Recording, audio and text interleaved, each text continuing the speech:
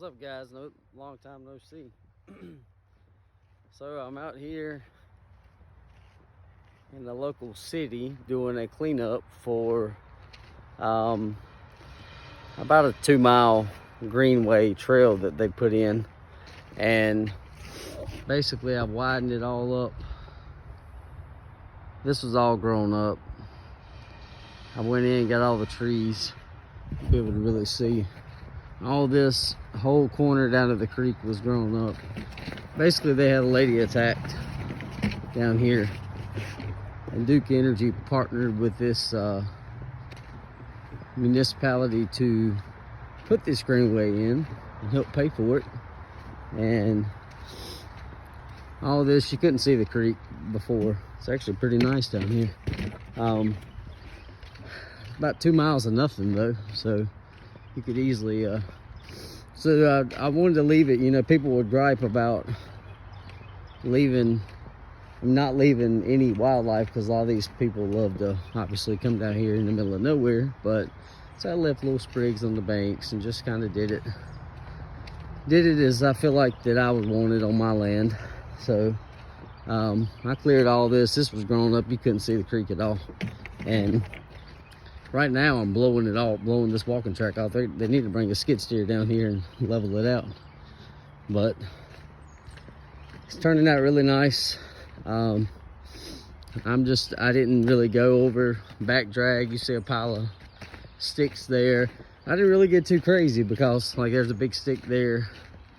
I didn't get too crazy for the sole purpose of, basically it's a greenway trail, and they're not too peculiar on how it's, on grinding everything up like you would someone's backyard or something. They want to keep it natural as possible. So that's what I tried to do. See, the creek's real nice. Very nice. But I know I hadn't made a video in a while, and I may be talking and I may be a little winded, but haven't made a video in a while. But I've been really busy and got a lot going on. So hopefully I can start making some one of these days, getting them out pretty good. See the creek there? You couldn't see none of that on this side. I got every bit of that crap, and what I did was took my tracks. They're actually up under there where I went down and kind of took the head on the bank and kind of fold it down and back drag the thing. But a little trick I did is I left all these leaves right here were actually piled up. So I blew them all down there with the blower and just covered the tracks up. Done deal. None of this was open. It's crazy how it was grown up. And tell you one damn thing, this blower, I think it's a BR 600. I don't know, it blows good, but it's so uncomfortable. I remember the days when I started my landscape business back 2006. These blowers were lighter. They didn't blow as hard. I think we had like a BR 400 or 300 or something. I don't remember. It was a box blower. It was kind of boxy. Man, I loved that thing. I felt like I could blow the world. The first one I ever owned. But all this was all high grass here. It was at least 10 foot high. Now people can see the little waterfall right there. It's peaceful down here. Looking back, man, it looks really nice. It's just a portion of it. I mean, obviously, I said it was almost about 2 miles long, so y'all come on and walk with me. I'll show you the rest of it. But yeah, I got a few people inquiring about my cat 939, if I've cleared any lots with it or what I've done with it. And basically, I'm gonna be honest with you, I can go out and you say you're gonna clear a lot for someone, 1 acre lot, $5 grand, whatever you want to do. Just throwing prices. That's not, necessarily what I charge, but let's say you're gonna go out and do a 1 acre lot for somebody, and it rains 4 days. And then once it rains, it actually once it rains,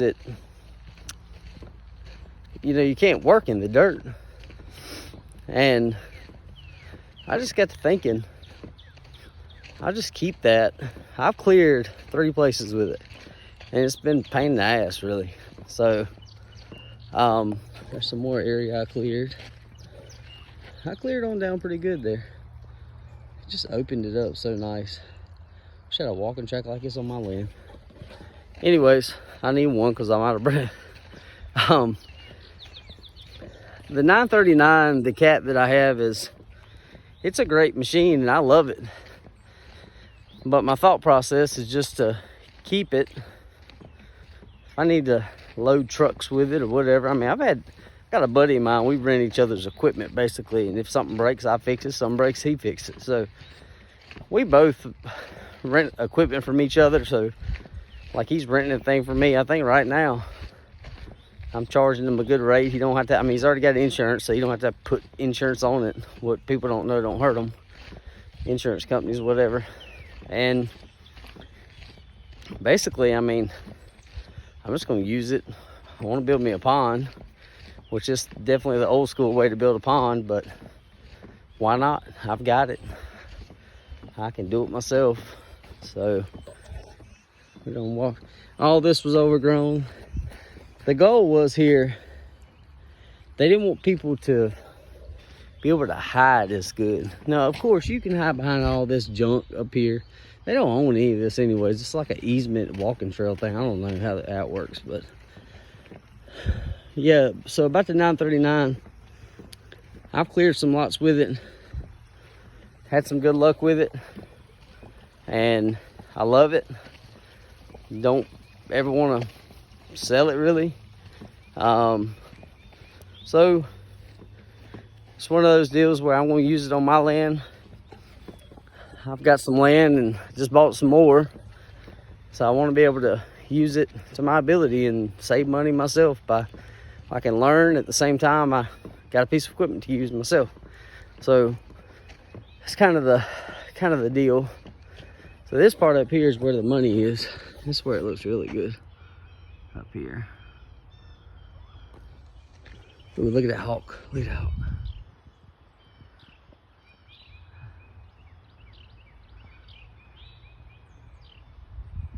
He's pretty. We got one eating our damn chickens. He might try and attack me. Who knows? But anyways, so that's what I've been doing, is working and taking care of my family and trying to mind my own business. It's hard to do. Well, not hard for me. It's hard, anytime you have a little success in life, people always want to knock you down a notch. So it's just the way it is, though. All this was overgrown down here, every bit of it. All this, you couldn't see up to that road there. There's a road. You couldn't see up to that road there. Actually, on either side, because you could see straight through the walking trail up the road. But this was overgrown trees up here on the right. I was really wondering how I was going to get down in there because, man, it's wet. It's been raining. Hear all them birds? There's a cardinal, hawks, all kinds of birds down here. It's beautiful. That looks pretty good. I couldn't get, this ditch is deeper than what you think it is. I only get so far. I have my excavator. I was going to get the mulching head, put it on it. Never done it. This is a perfect job for it. However, it took me longer. I mean, I put that skid steer right here on that hill is pretty high.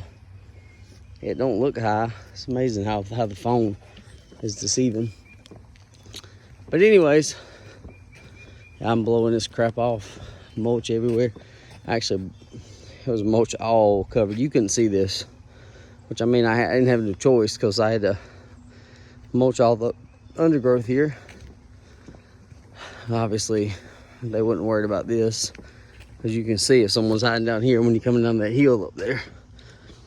I mulched this area. The cat's doing pretty good.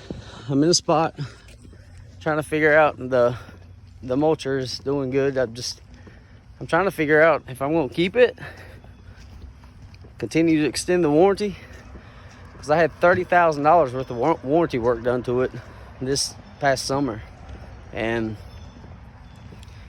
damn, they replaced everything on it. I don't know why they done all that. Never had a true reason. The cat's been all right to work with. Main thing I don't like about Cat is my salesman and their corporate office is never on the damn same page.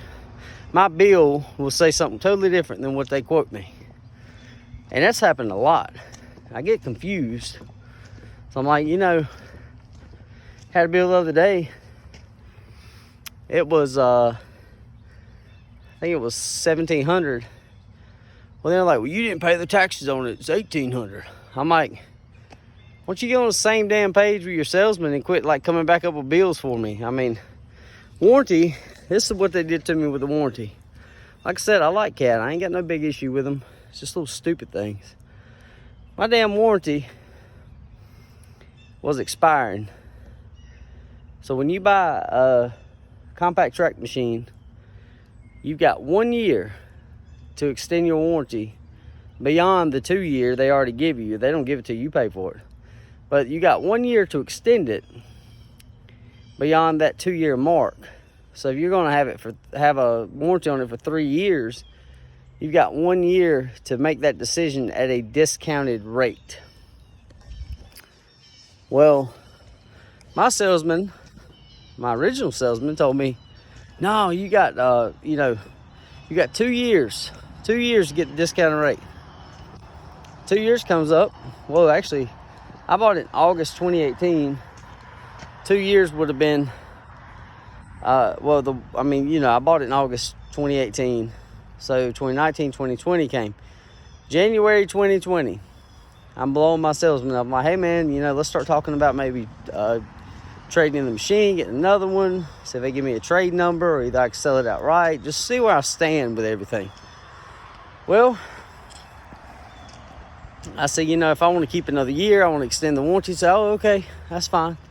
Well, he was saying I could do it, but it was going to cost me like $6,000. I was like, $6,000? Why? He was like, well, you didn't do it in the first year. I was like, no, you didn't tell me that. You told me to extend the warranty. I could extend the warranty anytime within that 2 years on this machine at the discounted rate. Because they want you to, of course, extend the warranty. And they get more money. So we had this big conglomeration of arguments back and forth, and finally I wasn't the only one he did it to. So that's what saved me, I do believe. Or they would have made me pay that high price premium. Because if you don't get it within the 2 years, the way they look at it is like, well, we gave you time, so now we're going to charge you out the rear end, and you didn't take it when we offered it to you the first time, so now we're offered to you again, and it's going to cost you a lot more money now. But so that's basically the warranty deal. Well, then had a code thrown on my machine, and that code came up, so I automatically sent it to the salesman. I say, hey, can you check with one of the warranty guys, one of the service department guys, see what this code is. I googled it, and it didn't really make much sense to me. Well, next thing you know, it was a code for, had something to do with the DPF system or something. So I was covered. Well, took the machine in. I told the guy, I said, I do want a new windshield. I said, put a new windshield in it. I'll pay for that. But I told him, I said, if there's something that's going to cost me out of pocket that I don't know about, call me. He never called me. Well, I kept calling him. I'm like, hey man, I'm on a job. I've got to get my machine back, because they won't loan you a mulching machine. They will only loan you a machine with a bucket or a machine with a grapple or whatever you were using. They won't loan a mulching head. And at least my dealer won't. Well, next thing you know, the guy calls me like a month later, hey man, we're gonna have you wrapped up next week. Well, next week came, I went and looked at it. He said, yeah, we did this, we replaced the axle, we did this, we replaced the turbo. I'm like, God bless, what was wrong with this thing? He said, we just kept finding things wrong with it. He said, it's all covered under warranty. I said, cool. I get a bill for, I think it was $2,800. And I was like, I mean, you know, I appreciate you catching all that. But that's like me coming and telling you it's gonna cost you $2,000 to mulch your woods, and when I'm done, it's gonna cost you $4,500. You're not gonna pay it. So that's the problem I had with them, is not being on the same page. But that guy, I don't know if he got fired or voluntary quit or what he did. Well, he left. I had the freaking branch manager actually reach out to me and tell me everything was covered, the cost was taken care of. Keep getting the bill. So I finally had to go out there, and they would not take that cost off. So it's things like that that makes you kind of, you know, aggravated. And like I said, the machine's been great, and probably not gonna trade it in. I'll probably sell it this coming fall and go ahead and plan on getting me another one. But I don't know, that's the spot I'm in now. Everything's all great when you first get a machine, and then it's like in 2 years, 3 years, 4 years come up quick. I've got 1,600 hours almost on it. It hadn't quite clicked over to 16 yet, but it's getting ready to. And to be honest, I mean, I feel like I could keep it another 2 years as long as I take care of it. I'm gonna have to put a little money in it, but I thought about that too. So I don't know, we'll see. But sorry I'm so random in this video, but I haven't made one in a while. A lot of people have reached out to me, asked questions, made comments on the channel, and just I've been just working away. So anyways, that's another spot I mulched up there, and you can see how steep that hill was. That's why I was so winded a minute ago when I walked up. Where I started talking to y'all was way down that way in the woods. I came this way, but anyways, it's turned out nice. Nothing I want to put on a billboard. But oh, by the way, I did put I put a billboard up. Got a couple phone calls off of it. We're gonna see how it goes this year. So thought it was pretty neat to be able to stick a billboard up. So anyways, hope you guys are thriving, doing well, making money, and figuring out what you want to do in life. That's something I don't feel like I've ever figured out. So, oh yeah, I got this truck, but I actually got it sold. It's 2000 model F350. Absolutely love the truck. But I think she's getting ready to go today. I've got an International, but I sold it. I want something with more power. But there's the kitty cat. Man, my teeth are just ruined today after day. It is nasty. It was spit shine the other day. I had a guy come, cleaned it up for me. And he actually cleaned the machine for me and told him I want it looking like new money, like it was on the showroom floor. And he made it like that. I unbolted the cab. He got in there. He hand poured out all the mulch. So I definitely will use him again. It's a lot easier, and I can spend time with my family and let somebody else just delegate things. That's something that we all should do sometimes, so we can take time and do other things that we enjoy doing instead of always working. So, but anyways, hope you guys have a good one. Hopefully I'll be able to make another video soon again. And leave your comments. Tell me what you'd like to see. Give me some thoughts about the 939, about if I should sell it in the future, or if I should keep it and use it on my land, or, you know. Give me some thoughts also about the cat. You know, I'd love to have some thoughts about it, about some comments about, you know, what you would do. So I actually leased the machine. So I leased it out, and then I bought the head. So I could keep it. Leasing it's good. You get, you know, for certain folks it's good. I mean, you keep your equity. As long as you take care of the machine, it builds equity as you pay for it. And basically, you take it back, You get trade number. Hopefully the trade number they give you is a little higher. Well, the first year the trade number might be, you know, they might give you one's 5,000-10,000 higher than what you owe. You trade it in, that 5,000-10,000 goes towards your new machine. The next new machine, you're 5,000-10,000 in the good. You trade in, they might give you 5,000-10,000 for the next machine. Well, now you're looking at 15,000-20,000, 10,000-20,000 to put down toward your third machine. It just continues, kind of the domino effect. Me and a serviceman talked about that with Kat, and he was like, you know, that's the way a lot of people do it because of that exact reason. They build the equity and they slowly are basically letting it pay for a future machine. Like that lease will basically pay for it if you keep building the equity. So, unless you're like me and like to buy other things, so. But you guys take care. We'll holler.